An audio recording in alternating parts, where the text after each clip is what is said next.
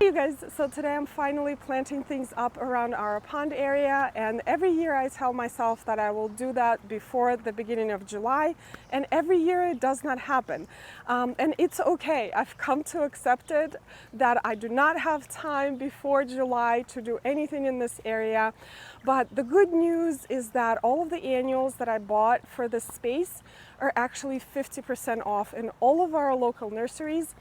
The annuals don't look that hot because they've been out there waiting to be planted for quite a while, but I think once I get them planted, they will look a lot better. But before I start planting them up, I just wanted to talk a little bit about composting in place and how I fill these big pots that I have here with potting mix. And let me give you the layout of the land, so to speak, before I start working. All right, so this is our pond area patio.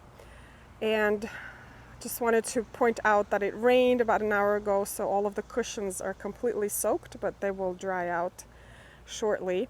What I did so far is kind of place all of the annuals and plants that I'm going to put in the pots right next to the pots, here and over here.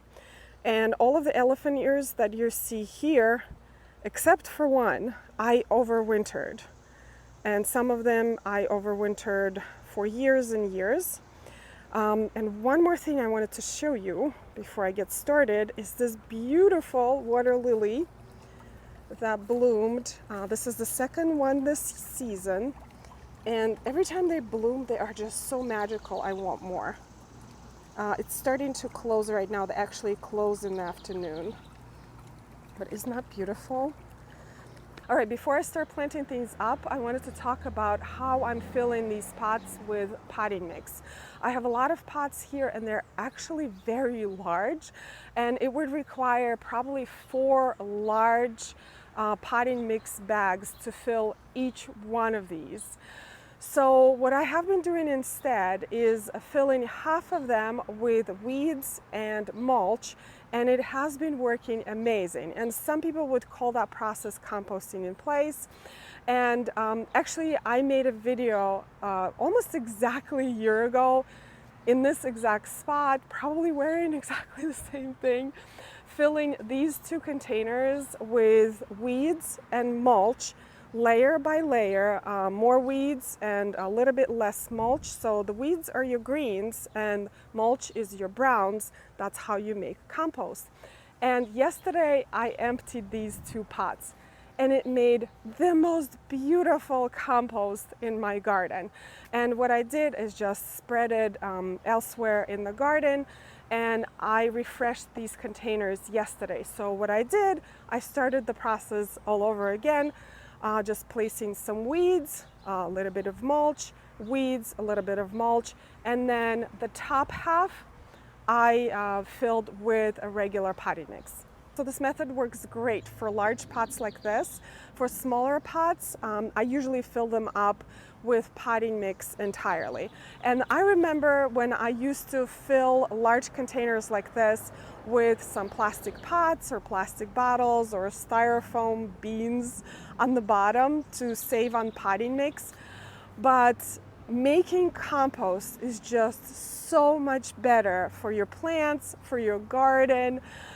So definitely try this out, and you can use kitchen scraps instead of weeds, and it's actually a great way to compost if you have a rodent problem in your garden, because they will not be able to get to the bottom of this container.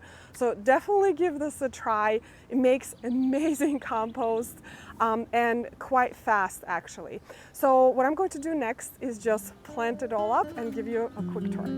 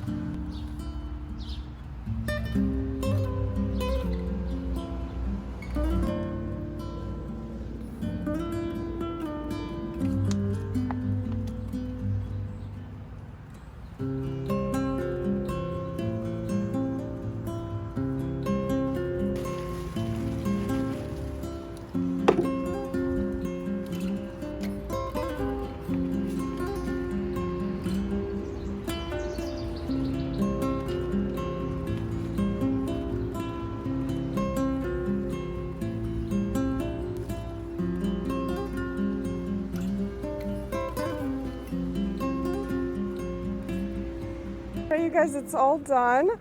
And here's the overview of the space. And I will put up a quick video of what the space looked like yesterday, just for comparison. And this is what it looks like right now. I am so happy this is done. So let me go over the plants real quick. I will start with this beautiful plant, Acidanthera, or peacock orchid. And I bought these bulbs from Costco this spring, and I actually started them in small pots in the basement.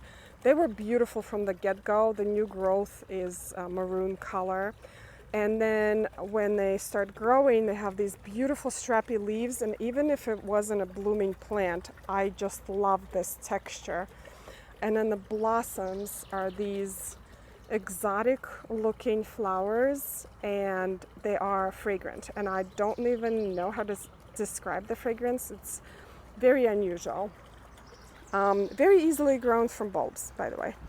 So here I have a couple of pots.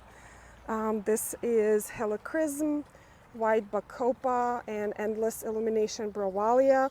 All of these plants are tolerant of part shade conditions. This pot has one of my new elephant ear additions. This is Elepalo. I'm not sure if I'm pronouncing it right, but it is really cool elephant ear. It has these white blotches. Obviously this is very young. I bought it online, so it only had one leaf when it came in the mail, but it's looking a lot better. I have more endless illumination and Dichondra silver falls, and some Nicotiana. I think this is a fragrant cloud, and I will put all of the names up on the screen if I remember to do that.